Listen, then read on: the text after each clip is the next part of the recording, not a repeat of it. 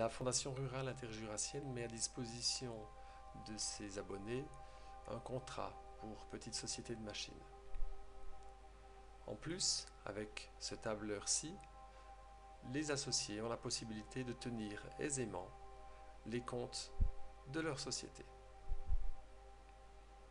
Cet outil veut faciliter la gestion de telles structures de collaboration entre agriculteurs. Sur cette première page, vous reportez simplement les informations saisies dans le contrat pour petite société de machines. Vous devez encore définir ici de quelle manière vous allez répartir le bénéfice année après année. Je choisis ici une répartition du bénéfice au prorata du capital propre de chaque associé au 1er janvier. Ensuite, veuillez saisir le nom des différents associés et leurs apports. On obtient alors la totalité des apports des associés qui représentent le capital propre de la société au début. Il s'agit de saisir ici encore les différents emprunts. Le total des capitaux empruntés représente 20 000 francs. En y ajoutant les apports de chaque associé de 20 000 francs également, on obtient bien les 40 000 francs d'acquisition. Le financement est donc complet. Dans cette zone-ci du tableur, vous n'avez plus qu'à reporter quelques éléments de tarifs et d'indemnités tels que prévus dans le contrat de petite société de machines.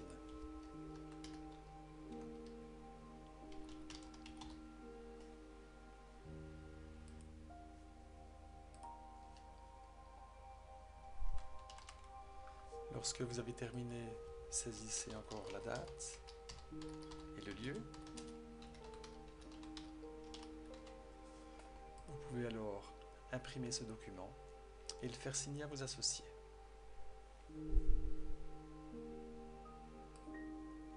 En cliquant ensuite ici sous Année 1, vous pourrez aller saisir tous les éléments qui vous permettront d'effectuer le bouclement de votre comptabilité et d'effectuer également le décompte entre associés. Vous constatez que les différents tarifs définis sur la page précédente sont reportés ici. Vous devez ensuite saisir les utilisations annuelles des différents associés. Saisissez également ici les utilisations ou les locations effectuées auprès de tiers.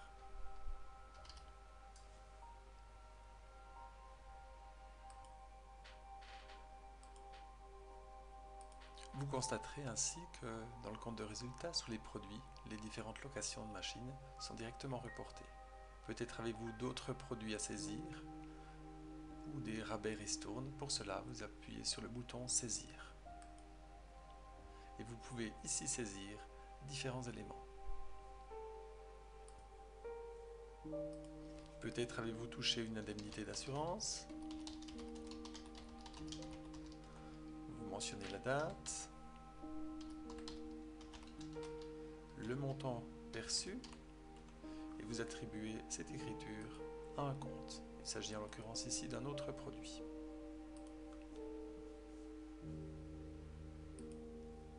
Je saisis encore une autre écriture, en l'occurrence un rabais accordé à Philippe Dupont, que je vais bien saisir en négatif puisqu'il s'agit d'un produit négatif et je l'attribue au rabais et ristourne. Je peux ensuite simplement revenir dans mon compte de résultat et j'ai ici saisi la totalité des produits de ma petite société. Avant de connaître le résultat de la société, je dois encore intégrer les différentes charges. Certaines sont déjà calculées automatiquement, c'est le cas des indemnités d'entreposage, d'entretien. L'indemnité pour les petites réparations est calculée en fonction du temps de travail. Saisissons ici 25 heures. Elle est ensuite calculée automatiquement en fonction du tarif qui a été prévu. Et puis d'autres charges doivent encore être saisies. Comme tout à l'heure, elles peuvent être saisies dans cette zone ici. Une fois que vous avez saisi la totalité de ces écritures, vous pouvez retourner dans votre compte pertes et profits et vous constatez que les différentes charges ont été reportés. Le résultat de votre société, pour la première année, s'établit dès lors à 4 335 francs. L'amortissement est calculé automatiquement. Si vous le souhaitez, vous pouvez éventuellement le faire varier d'une année à l'autre.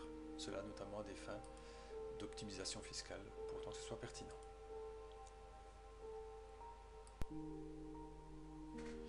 Dans la zone ci-dessous, nous allons désormais pouvoir établir le décompte par associé. La plupart des chiffres sont repris automatiquement. Tout d'abord, on retrouve ici les locations annuelles à payer par chacun, la rémunération du capital propre, les indemnités d'entreposage. Il est possible ici de choisir l'associé. En l'occurrence, c'est l'associé 1 qui entrepose le matériel, qui assume l'entretien, qui a effectué quelques petites réparations et qui réalise également les comptes et le décompte annuel. Au final, on retrouve ici le montant dû par chaque associé, auquel il s'agit d'enlever la part du bénéfice, la part au résultat, ce qui nous donne au final le montant à charge des associés.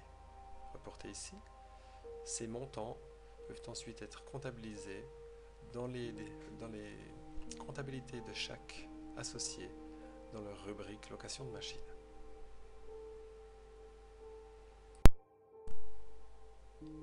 Si des versements, en fait des acomptes, des montants à charge des associés ont été faits pendant l'année, ils peuvent être mentionnés ici.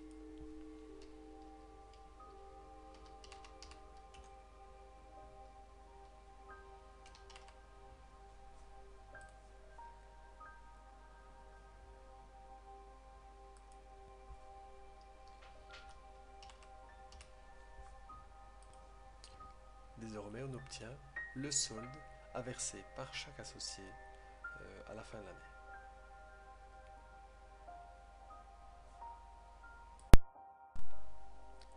Le capital propre de chacun au début de l'année est reporté ici, automatiquement, en y ajoutant la part au résultat de chacun, corrigeant cela des éventuels apports de capitaux des différents associés en cours d'année, respectivement d'éventuels retraits de capitaux, on obtient au final le capital de chacun dans la société à la fin de l'année en cours.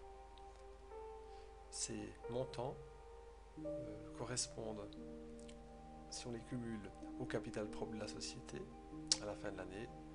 Ces montants ici peuvent, chez chacun des associés, être reportés dans leur comptabilité comme titre.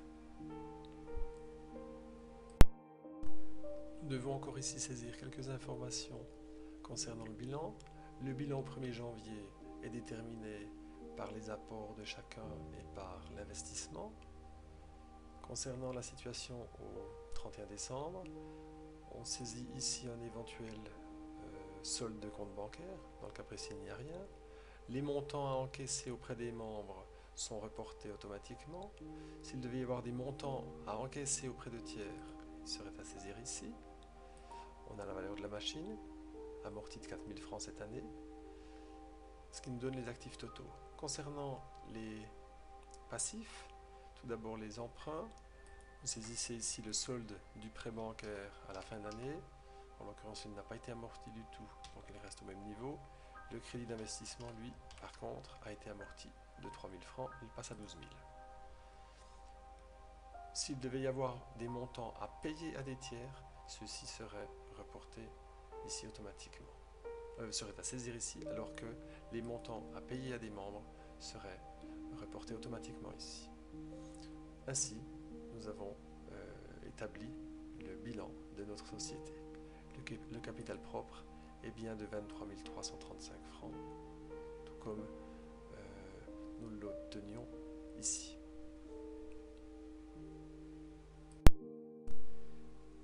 Dès que toutes ces saisies ont été effectuées, voici encore une zone du tableau qui vaut la peine d'interpréter. En partant du résultat que nous avons calculé, en le corrigeant des apports et des retraits des associés en cours d'année, on obtient la modification du capital propre, à savoir l'enrichissement de cette société. En y ajoutant les amortissements, en déduisant les remboursements du capital emprunté et les montants à encaisser sur l'année, et en ajoutant à nouveau des montants à payer sur l'année, on obtient l'évolution des liquidités de la société. Un élément également important pour mesurer la capacité de paiement, la solvabilité de votre petite société de machines. Vous avez désormais terminé les comptes de votre société, défini le décompte par associé. Vous pouvez ensuite encore éventuellement corriger les tarifs pour l'année suivante.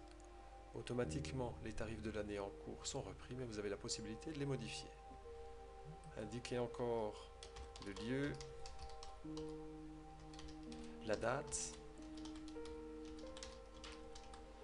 et imprimez ce document pour le faire signer à chacun de vos associés.